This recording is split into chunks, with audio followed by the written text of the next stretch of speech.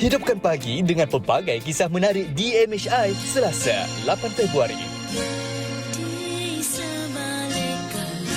Nostalgia Seni bersama penyanyi Nadia yang popular dengan lagu Salam Untuk Kekasih bertanya khabar kisahnya yang baru sembuh daripada penyakit strok otak.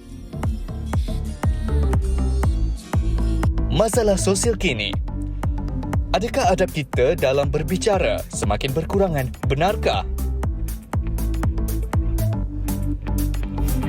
Dan bersama penyanyi yang sedang meningkat naik, Karis, dengan single terbarunya Pelangi. Menerangi duniaku menujumu.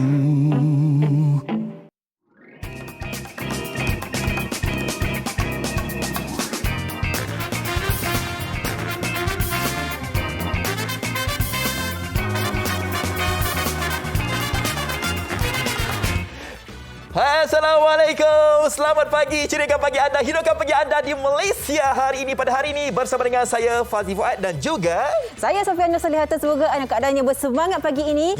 Kita akan menemani anda sehingga jam 10.30 pagi. Apa khabar semua? Semoga dah orang kata tengah menjamah lah breakfast pagi dengan orang kata pengisian yang mantap hanya di Malaysia hari ini. Ya, betul tu. Okey, dan anda pun dah tahu dah tadi sepanjang 1 jam kami bersiaran, kami akan bawakan kepada anda semua banyak pengisian-pengisian antaranya berkaitan dengan industri muzik tanah air kita. Suatu ketika dahulu pada tahun 1996 dengan lagunya Salam Buat Kekasih. Salam Untuk Kekasih. Salam Untuk Kekasih. Walau kehadiranmu hanyalah sementara. Sambung. Tak boleh.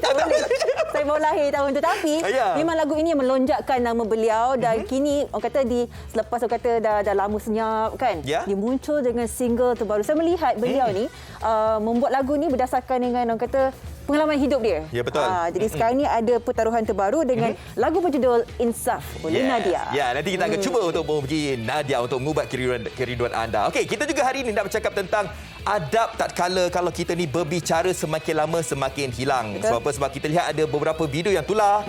Satunya apabila pergi ke nak pesan makanan. Duk marah-marah orang tu kan.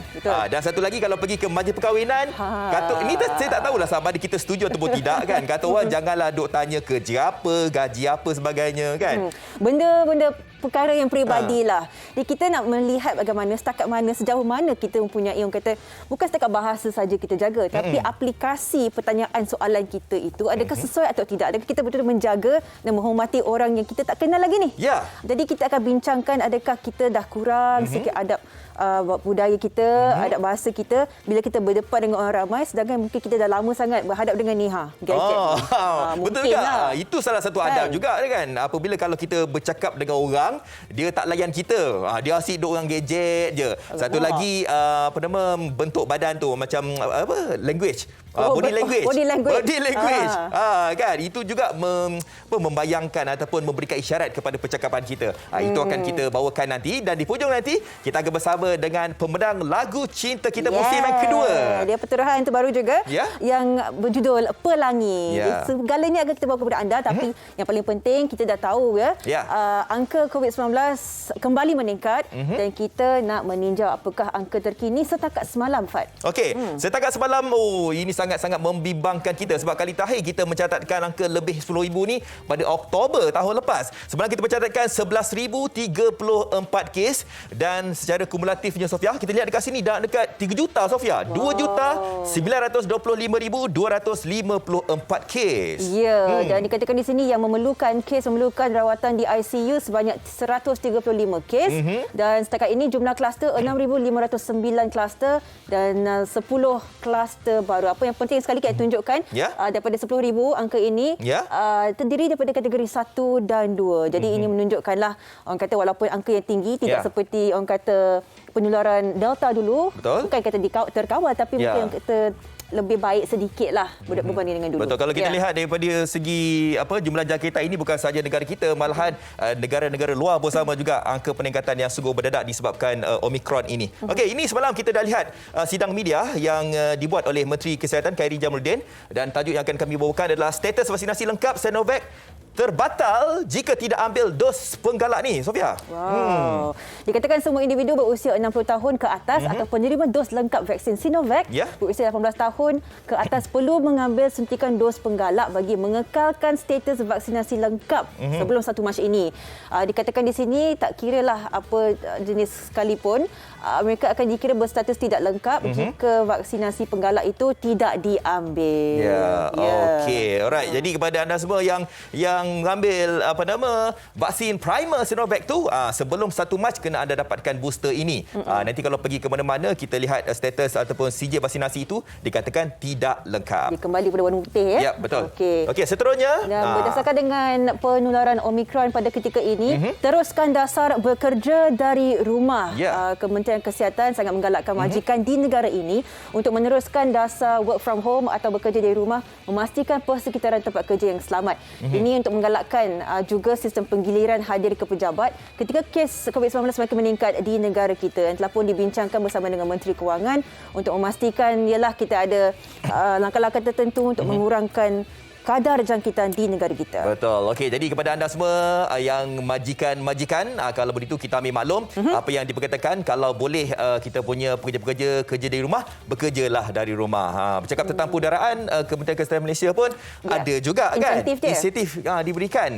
Jadi anda boleh minta bantuan lah daripada kerajaan, banyak bantuan yang diberikan daripada kerajaan. Okey. Seterusnya kita nak berhubungi artis kita ni. Lama rasanya tak dengar perkabaran Nadia ini. Tapi untuk waktu ini apa kata kita lihat sikitlah. Ini bikisan ni kami dah sediakan khas untuk anda semua. Jom kita saksikan.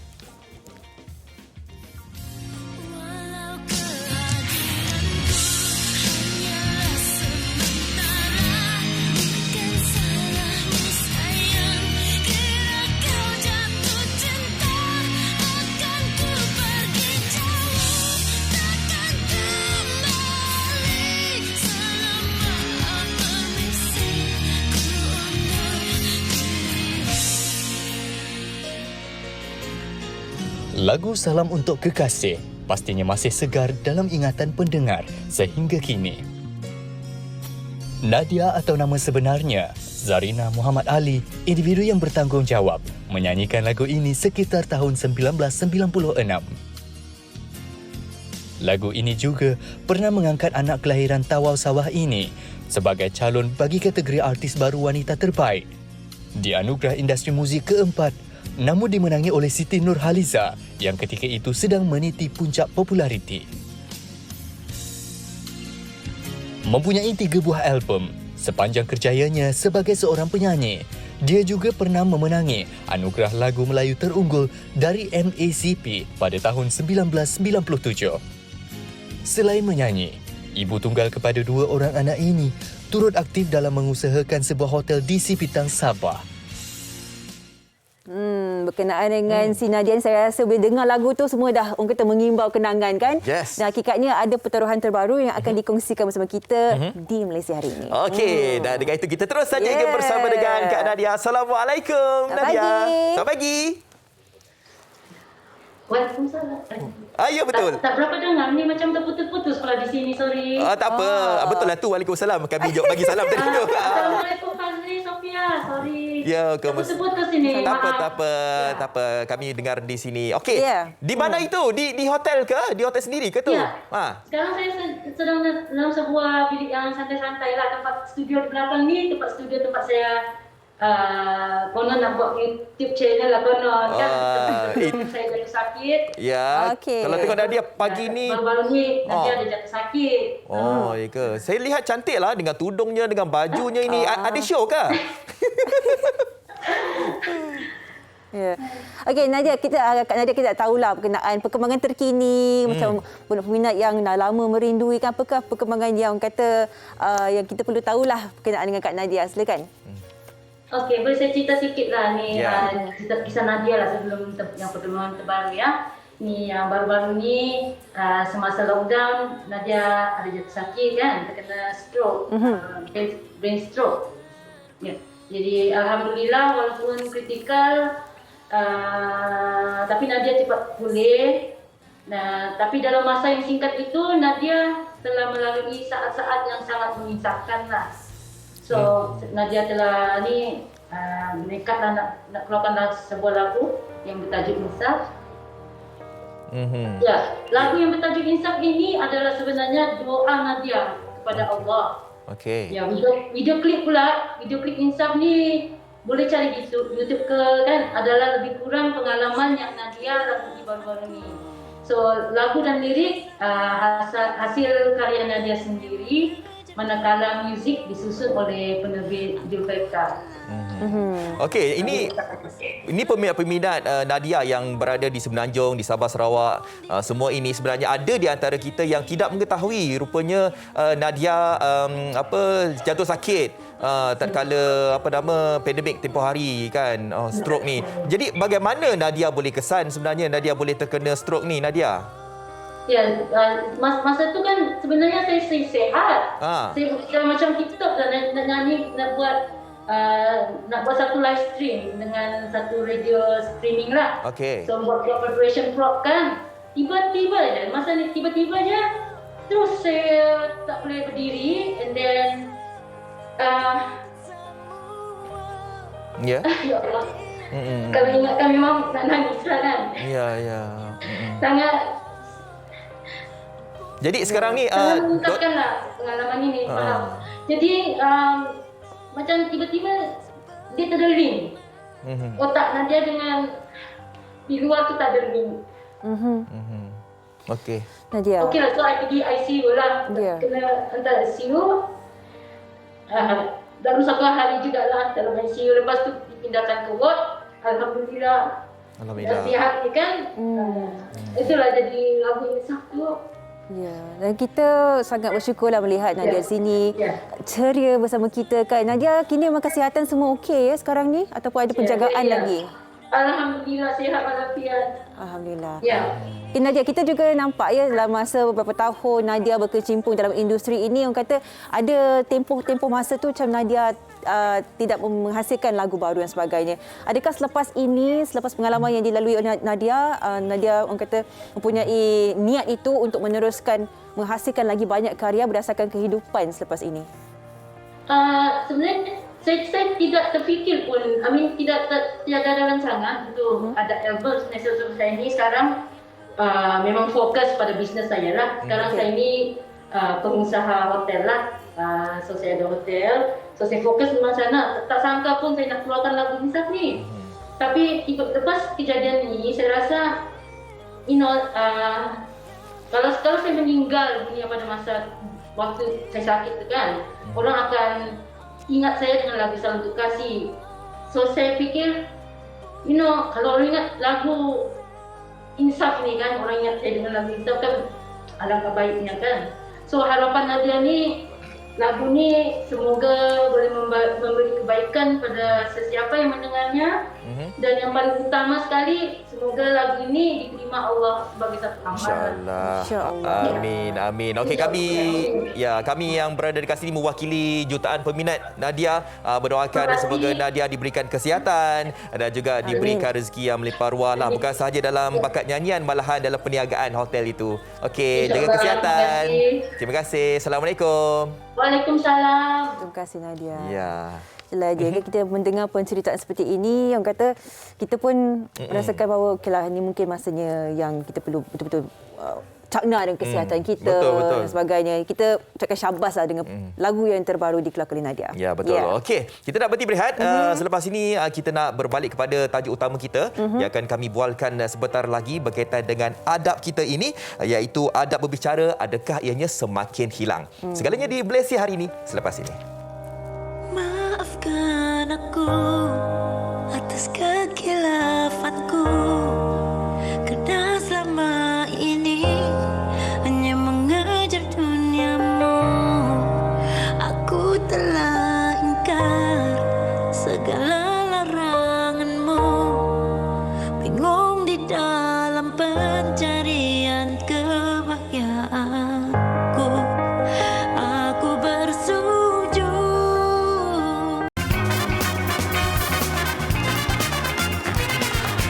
Ya, Sofia tahu tak, dekat depan pejabat kita ada satu kedai restoran yang baru buka. Dengar ceritanya restoran tu dia punya nasi yang Oh, ya ke? sedap. Lagi-lagi kalau dia punya sambalnya tu sedap. Apa kata kalau lunch nanti saya belanja awak? Nak tak? Bila? La ilaha illallah. Saya bercakap dengan awak ni. Apa dia? Saya cakap. Sibuk lah. Sibuk apanya? Buat ni nak buat kerja. Sofia, bila saya bercakap, awak kena tengok saya. Saya duk cakap pasal satu kedai makanan yang sedap ni, apa semua ni, kan? Saya nak belanja awak tengah hari ni. Macam mana? Awak free ke tak? Apa tanya ni? La ilaha illallah. Dah lah kalau macam ni, tak apalah. Biar awak main phone awak tu, awak seorang-seorang je. Kita je. jangan jumpa lah. Fat. Mainlah sini balik. Kejap tengok phone. Minta maaf.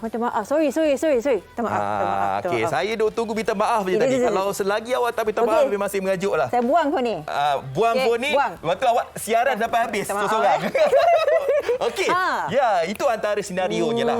Kalau kita ni bercakap bukan sahaja dengan kawan-kawan, malahan orang yang rapat dengan kita, kawan-kawan biasa pun boleh juga kan. Apabila kita bercakap tu, seorang-seorang tu kena pandang satu sama lain dan elakkan main phone. Ya, itu antara adegan yang menunjukkan kadang kita mungkin tak berniat untuk kurang ajar, tak beradab, tetapi perlakuan kita, aplikasi itu macam mana. Sedangkan dah lama tak jumpa ni, tapi kita cukup melekat dengan telefon kita ini. Mungkin dengan pengaruh media sosial kita juga tak pandai untuk bertutur secara berdepan. Betul. Okey, untuk itu kita nak bercakap tentang adakah adab berbicara ini semakin hilang. Kita ingin bersama dengan Profesor Dr. Rosmi Ismail di Balai Dekan Fakulti Sains Sosial dan Kemanusiaan UKM. Assalamualaikum, Prof. Waalaikumsalam. Apa khabar Fazli, Sofia? Sihat ke? Oh, alhamdulillah sihat. Kalau tak sihat kita tak berlakon tadi, Prof. Baik. Patutlah saya nampak tadi.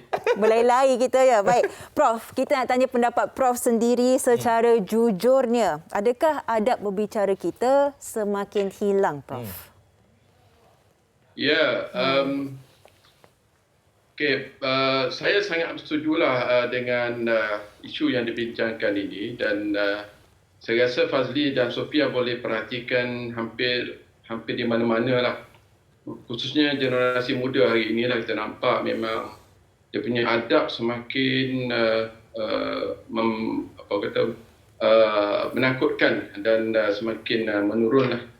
Dan kalau kita lihat dalam konteks adab ni adalah suatu elemen penting dalam pembentukan nilai sasiah individu lah ke arah menjadi orang yang lebih dewasa kan. Jadi kalau di masa kecil lagi sudah tidak ditanamkan dengan adab-adab yang baik, saya rasa nanti kemungkinan besar bila dia besar menjadi seorang remaja, orang dewasa, mungkin adab itu semakin lama semakin menjadi sebahagian daripada orang kata adab tidak bagus tadi itu dan jadi darah daging kan. Dan apa tidaknya kalau kita lihat sejak daripada kecil kadang sejak umur setahun dah diberi gadget, telefon dan sebagainya kan. Jadi kanak-kanak ni dia belajar secara tidak formal daripada ejen-ejen inilah.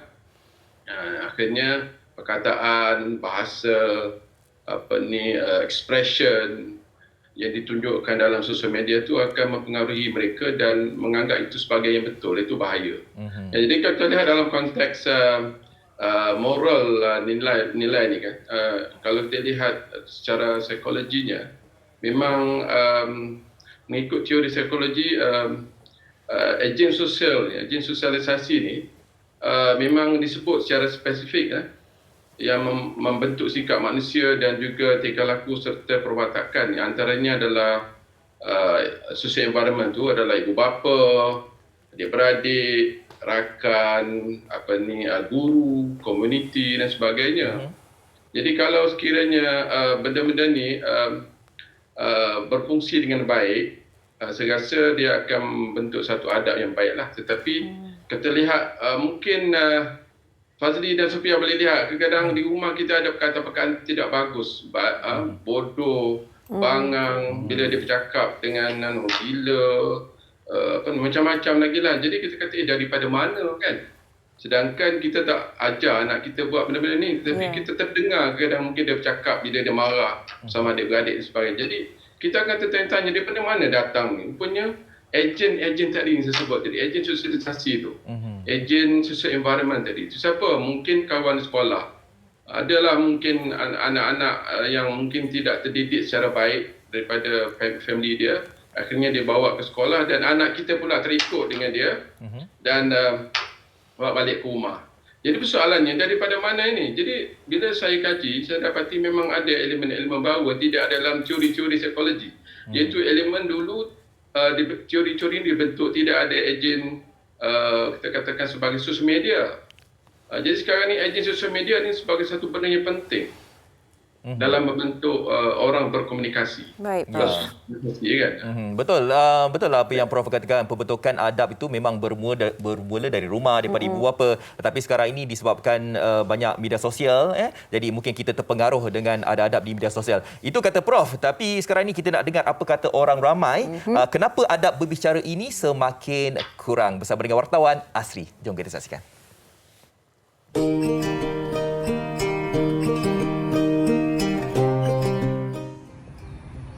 Benarkah adab kita semakin hilang? Di mana warisan kita yang kaya dengan budi bahasa serta bersopan santun nak minta tolong seolah-olah memberi arahan, bercakap macam tak ada batas. Penggunaan bahasa yang kesat menjadi kelaziman. Ditegur malah tiada respon. Justru saya ingin bertanya kepada orang ramai tentang apakah punca terjadinya perkara sebegitu.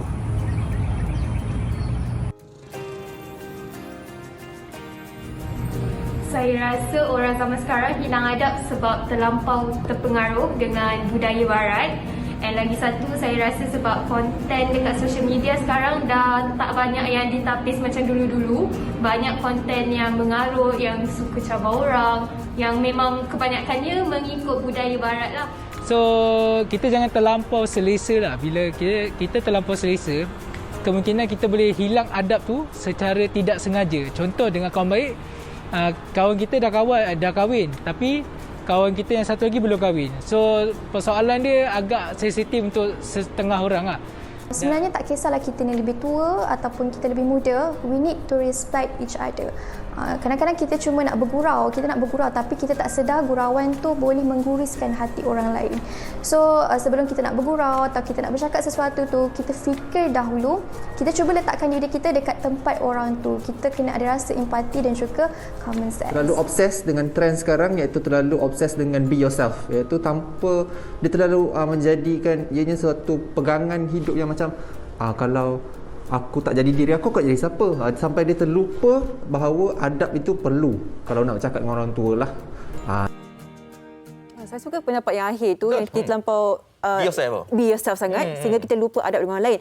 Prof, kita dah bincangkan berkenaan dengan impak media sosial. Tapi bagaimana pula bila kita berdepan dengan situasi di mana kita menerima soalan yang berbaur peribadi, bertanya tentang kerja, gaji, dah kahwin ke belum. Adakah ini satu perkara yang kita perlu biasakan diri ataupun kita sebenarnya perlukan sesuatu untuk berubah dalam kaedah berbahas atau berborak itu, Prof?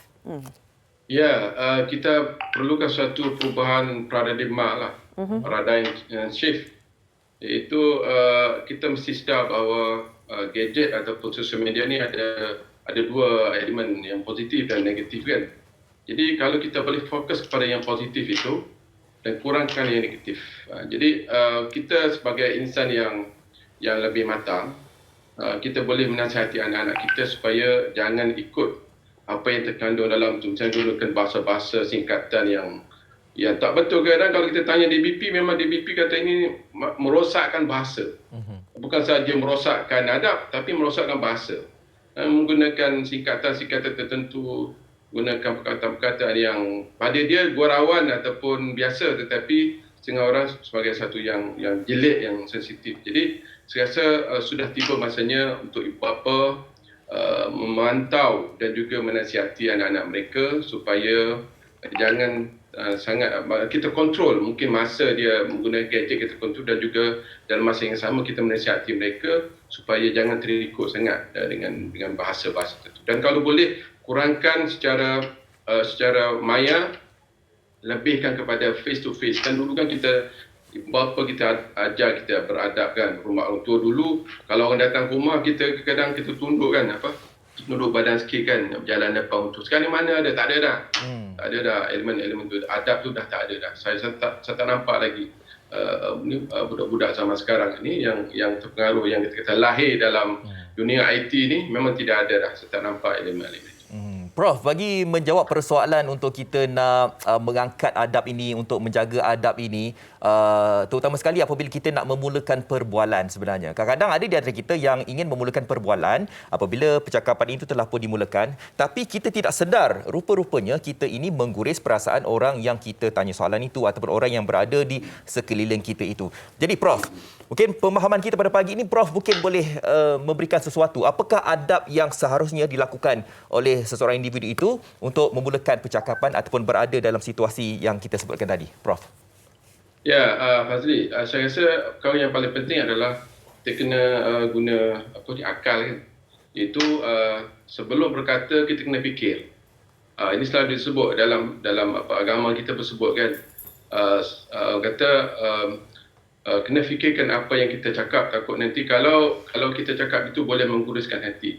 Pepatah Melayu pada sebut telajak perahu boleh diundur, kan? Juga kata lidah itu ataupun perkataan itu lebih tajam daripada mata pedang. Itu apa maksud dia? Itu maknanya kita kena fikir, adakah perkataan pengucapan kita tu nanti boleh mengguruskan perasaan. Kadang ini tidak berlaku. Kebanyakan kita tidak sedar. Sedangkan Tuhan bagi kita ni untuk kita fikir apa yang kita nak cakap tu. Jangan kita cakap je kan.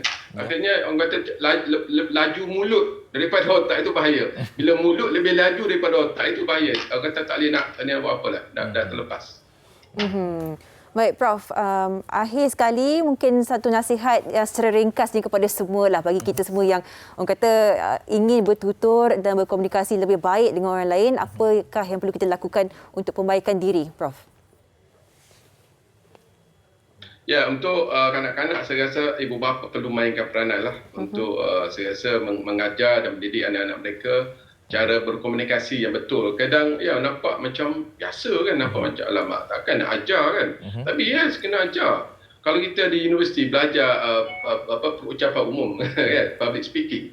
Kenapa kita tidak ajar anak-anak kita belajar cara menghormati orang tua, cara bercakap dalam majlis, cara bercakap dengan adik-beradik, cara bercakap dengan ahli keluarga, dengan guru, dengan kawan. Jadi benda ni kena jadikan satu budaya, barulah betul. Kalau tidak nanti kita akan melahirkan generasi yang lebih teruk lah. Baik. Okey, baik. Terima kasih Prof. InsyaAllah sama-sama untuk kita menjaga adab kita lah selepas ni. Baik, terima kasih Prof. Assalamualaikum. Okay, terima kasih. Okey, sama-sama. Ya. Okey, Profesor Dr. Rosmi Ismail, Timbalan Dekan Fakulti Sains Sosial dan Kemanusiaan UKM. Tapi betul lah apa yang Prof katakan, macam kita ni kalau ada anak-anak kita ajarlah, contohnya kalau nak masuk dekat dalam rumah tu bagi salam, Assalamualaikum, ataupun nak makan tu baca doa makan. Macam itulah kita ajar dari kecil lah sebenarnya. Betul. Komunikasi ni orang kata satu seni tau. Kita kena belajar, kita kena hormat orang, kita kena orang kata read the body language. Betul. Bukan sekadar kita melontarkan kata-kata saja. Baik, semoga memberikan sedikit pedoman dan juga manfaat. Kita akan berehat seketika, sekembalinya banyak lagi pengisian hanya di Malaysia hari ini.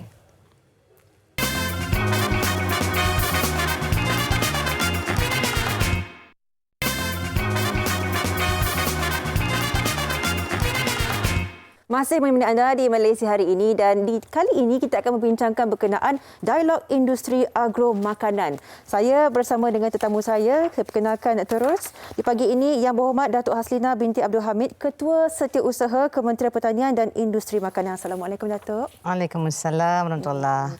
Terima kasih meluangkan masa. Baik Datuk, sebelum kita bercerita lebih panjang berkenaan dengan dialog industri yang bakal dianjurkan sendiri oleh Kementerian Pertanian dan Industri Makanan, boleh yang berbagi Datuk ceritakan sedikit berkenaan perkembangan semasa di negara kita sektor agro makanan. Silakan. Terima kasih. Terima kasih saya ucapkan kepada tiga, terutamanya Malaysia hari ini dan juga Sofia lah ya. Terima kasih Datuk. Kena menjemput kita Kementerian Pertanian dan Industri Makanan ke Selamat ni MH High pagi ini. So bercerita berkenaan dengan perkembangan sektor agro makanan negara. Kalau ikut laporan tu kita suku tahun ketiga tahun lepas 2021 kita mencatatkan angka yang memberansangkan lah sebanyak peningkatan 95% dan sumbangan sektor agro makanan negara lebih ke 44%. Tapi walau bagaimanapun ya, kita ketahui keadaan sekarang ni pandemik ya yang telah kita alami selama lebih kurang more than 2 years ya. dan juga bencana banjir itu sikit sebanyak menjejaskan aktiviti rantaian sektor agromakanan negara. Baik, mungkin boleh kongsikan ya tercetusnya idea ini untuk menganjurkan buat julung kali dialog industri. Mengapakah Datuk merasakan ini masa yang cukup sesuai untuk kita pelajari dengan lebih lanjut lagi? Ya, bagi menghadapi keadaan-keadaan yang di luar jangkaan tadi itulah macam kita baru ni banjir semua tu, kita ingin memulihkan keadaan ekonomi semula, especially memastikan bekalan makanan tu terjamin lah, tersedia ya. Kita pelbagai usaha dilaksanakan di bawah MAFI sendiri dan kita rasakan ini menjadi satu usaha yang perlu diadakan, usaha bersepadu yang melibatkan industri, pemain-pemain industri di luar sana untuk bersama-sama kita untuk memastikan ya keadaan kembali pulih dan juga bekalan makanan itu tersedia. Ya, kesinambungan itu juga sangat perlulah untuk diwujudkan. Ya, Datuk, mungkin nak kongsikan bersama kita tema dan juga objektif yang menjadi sasaran untuk anjuran kali ini. Ya, tema tu kita sekarang ni zaman moden ya. Zaman pun dah berubah ikut keadaan semasa. Kita punya fokus pada kali ini, sesi dialog bersama industri itu lebih kepada pemodenan dan peningkatan produktiviti menjamin security makanan. Baik. Yes. Okay. Dan kita ada beberapa objektif yang kita sasarkan lah. Satu, ia sebagai platform lah untuk kita share ideas daripada pemain industri, dan yang kedua kita nak sampaikan hasrat kerajaan ya. Hasrat kerajaan untuk memastikan apa yang kita gariskan dalam pelan tindakan kita dasar agromakanan negara yang kita baru lancar baru-baru ni berjalan dengan baik, dan juga of course kita nak mendengar daripada pemain industri idea-idea yang terkini terbaru ya berkenaan pemodenan untuk meningkatkan produktiviti. Datuk Anda sebutkan tadi ini adalah satu inisiatif bersepadu. Jadi siapakah sebenarnya yang akan terbabit dalam sesi dialog industri 2022 ini, Datuk? Ya, Sofia. Kita akan bersama pemain industri yang melibatkan pelbagai subsektor lah. Ya, di bawah Kementerian Pertanian kita melihat kepada subsektor di tanaman padi, tanaman-tanaman lain, sayur-sayuran, buah-buahan, perikanan dan juga peternakan, dan tidak terkecuali kepada industri yang memproses. Inilah industri asas tani. Baik. Ya, itu pemain industri yang terlibat. Tapi kita juga menjemput pelbagai pihak yang berkepentingan daripada pihak kerajaan yang sentiasa bersama-sama kita untuk mengurat langkah ke depanlah mentransformkan industri agromakanan negara. Dan nanti bersama sesi dialog ni kita menjemput juga wakil-wakil pejabat kita yang berada di luar negara. Kita ada 8 lokasi di luar negara. Baik. Yang akan bersama-sama, sebab kita akan melihat kepada keperluannya untuk memudahkan dos yang layak berpotensi untuk ekspor bekalan makanan dan juga mengimport bekalan makanan untuk memastikan ease the business lah. Baik. Jadi kapasiti daripada pelbagai sudut itu juga perlu diperlihatkan ya untuk melihat kesinambungan ini. Apakah yang akan menjadi topik utama perbincangan dan bagaimana pemain industri boleh menyumbang kepada kejayaan sesi dialog ini? Bagaimana, Datuk? Ya, Sofia. Antara yang menarik, panel kita melibatkan anggota pentadbiran di bawah Kementerian Pertanian dan Industri Makanan. Panel yang melibatkan Menteri sendiri, ya, yang berhormat Datuk Seri Dr. Ronald Kiande, dan juga Timbalan Menteri Satu kita yang berhormat Datuk Seri Ahmad Hamzah, dan juga Timbalan Menteri Kedua yang berhormat Datuk Nik Muhammad Zawawi lah. Dan juga saya sendiri akan menjadi panel. Wow. Ya, and yang berkenaan dengan soalan Sofia tadi, apa yang kita nak lihat tu, of course tadi kita sebut berkenaan dengan pemodenan.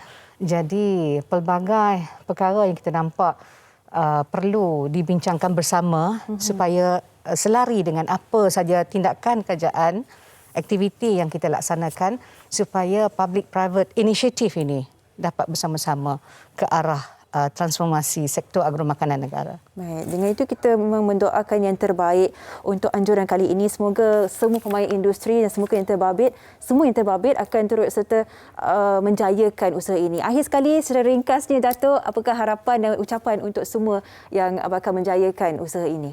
Ya, terima kasih sekali lagi TV3.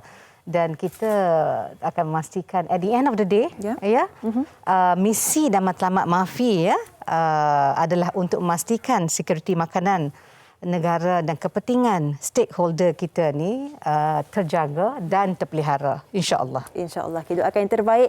Terima kasih kita ucapkan kepada Datuk Haslina Abdul Hamid, Ketua Setiausaha Kementerian Pertanian dan Industri Makanan, sudi meluangkan masa. Terima kasih Datuk. Terima kasih. Baik, untuk perkongsian yang seterusnya kita akan terus bersama dengan Fazli Fuad. Silakan.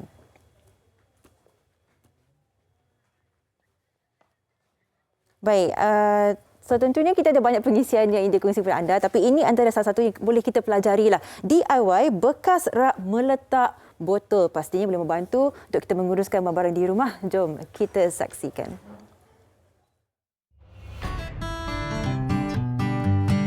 Nur Padilah Afandi, 40 tahun. Suri rumah yang minat dalam membuat kerja-kerja pertukangan dan menjadikannya sebagai hobi.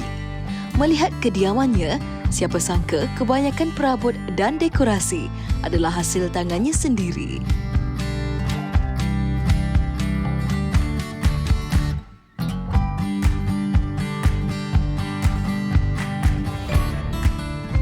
Hai, Assalamualaikum. Okey, hari ini saya nak kongsikan cara-cara untuk DIY buat toolbox kayu daripada bahan-bahan kita semula seperti kayu terpakai saja dan juga daripada batang penyapu terpakai. Saya guna untuk ketinggian dia 15 inci. Kita akan mulakan kerja-kerja memotong.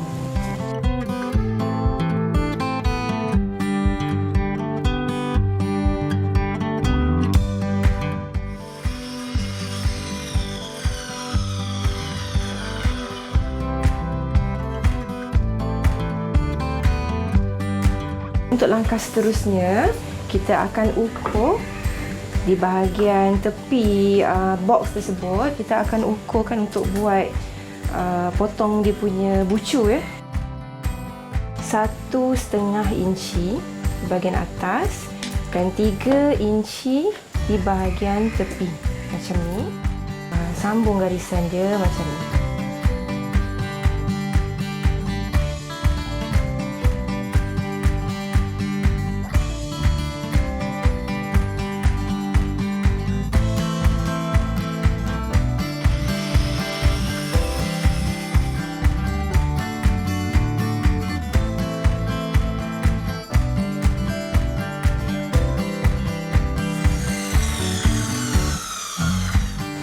Okey, ini antara bahan-bahan yang dah siap.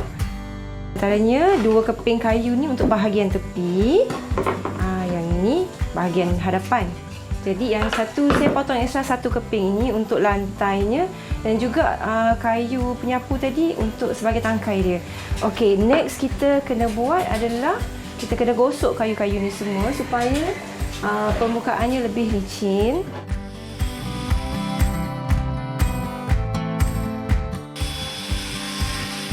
Untuk cantum box ni kita perlukan gam.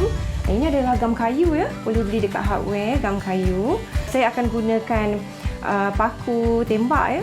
Tapi boleh saja gunakan paku biasa ataupun gunakan skru, mana yang sesuai.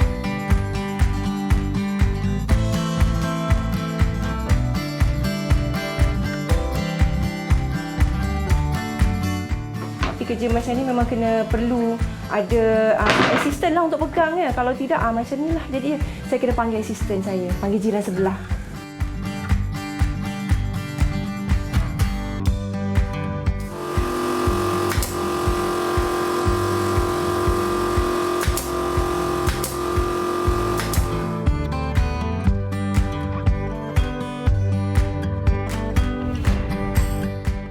Untuk last sekali, ini adalah kayu batang penyapu yang terpakai tadi tu yang dah dipotong siap. Jadi ukuran dia macam ni lah. Okey, jadi bolehlah mencuba untuk buat sendiri DIY di rumah daripada kayu terpakai ini, toolbox. Selamat mencuba.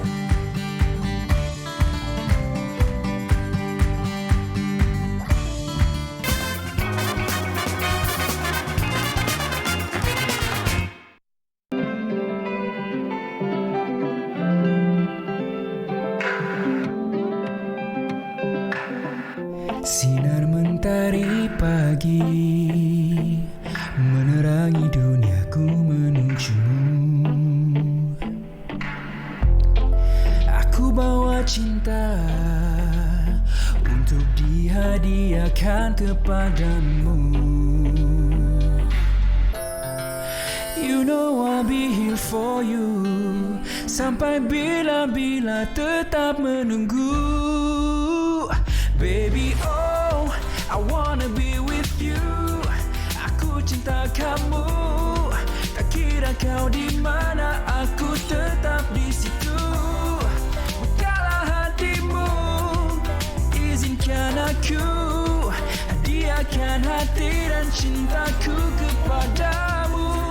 Wow, wow, wow, oh.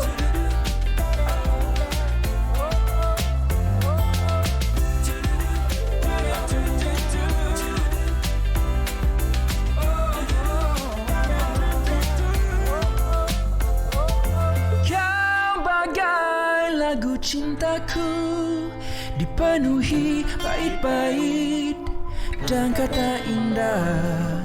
Tanpamu bagaimanakah aku, sepi duniaku gelita. Baby, oh, I wanna be with you. Aku cinta kamu. Tak kira kau di mana, aku tetap di situ. Bukalah hatimu, izinkan aku hadiahkan hati dan cintaku kepadamu. Oh, yeah.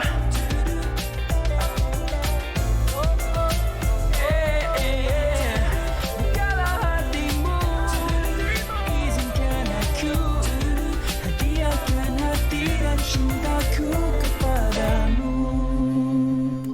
Yes, itu dia daripada Karis Kasbullah. Pelangi. Yes, Pelangi. Ya. Ya, memang rancak. Orang kata kita boleh merasakan keceriaan dah mendengar lagu seperti ini kan? Betul. Okey, baik. Apa khabar Karis? Khabar baik, alhamdulillah sihat. Alhamdulillah. Alhamdulillah, looking good. Ya. Thank you, you look good too. Lama kita tak jumpa Thank kan you. kat Malaysia hari ni? Kan? Betul. Biasa datang dengan partner. Mana partner? Mana partner? Mana partner? Ada, cuba cari. Okey, apa khabar sekarang ni dengan orang kata dengan lagu terbaru ini? Ceritakan sikit.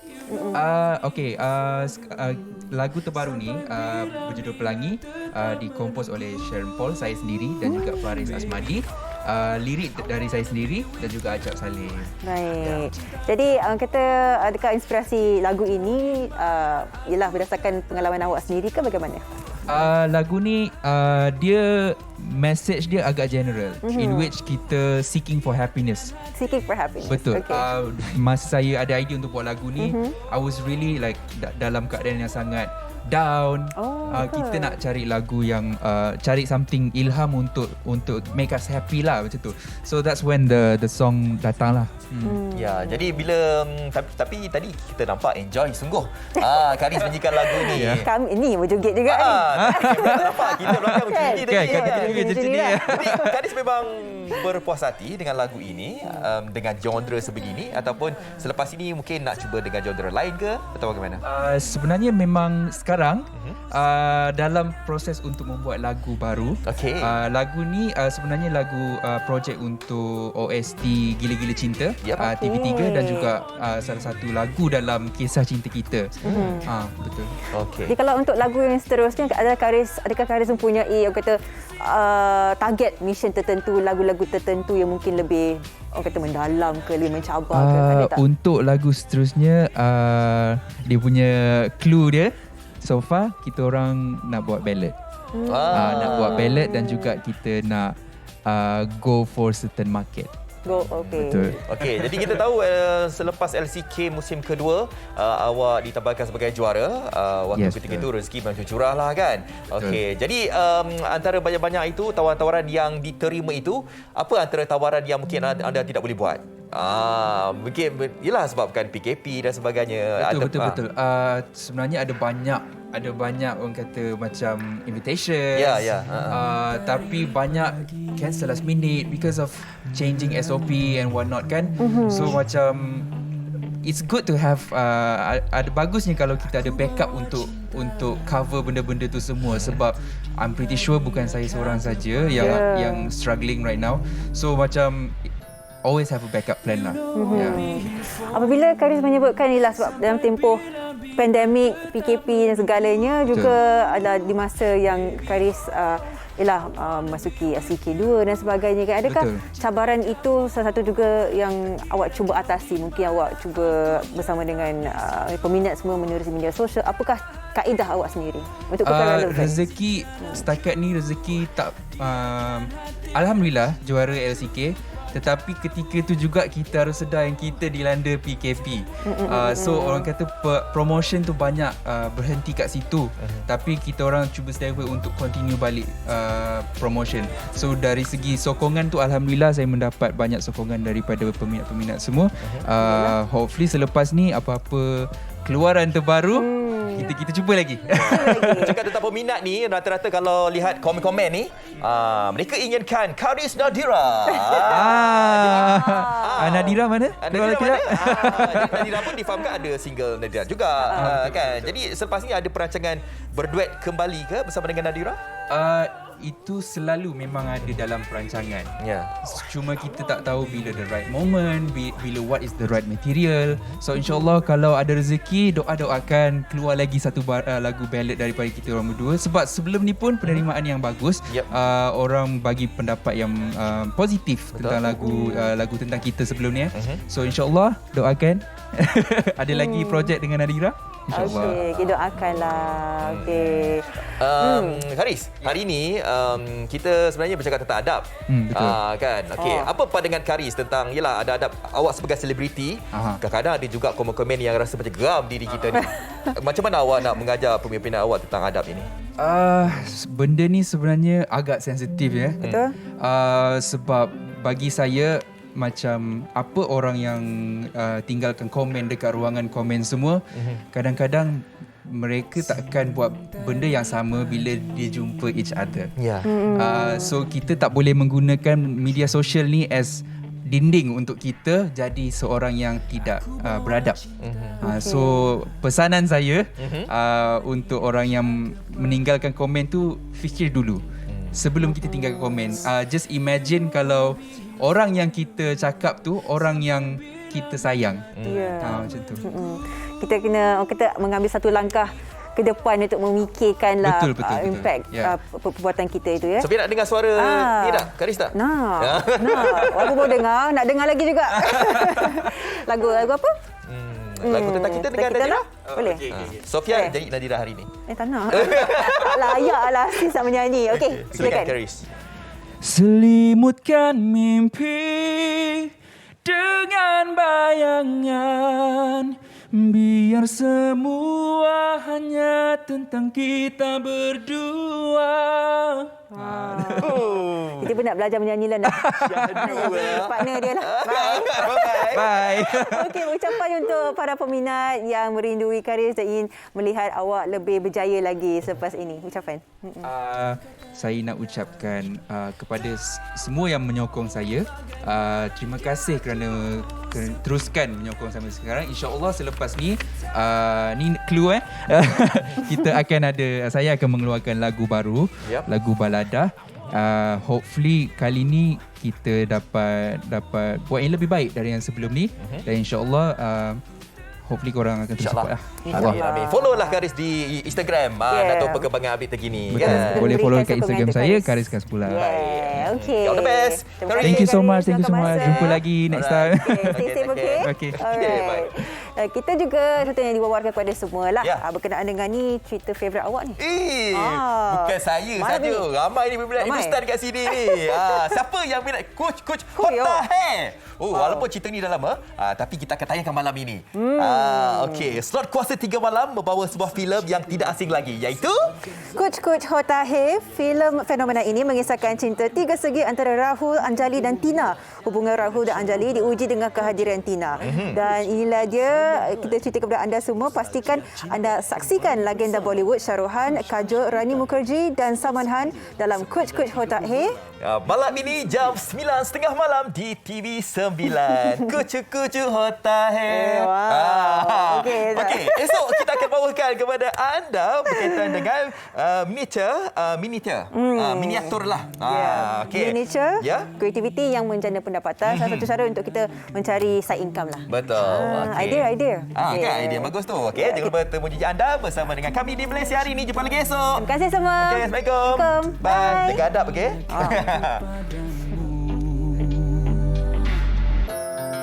You know I'll be here for you sampai bila-bila tetap menunggu, baby. Oh.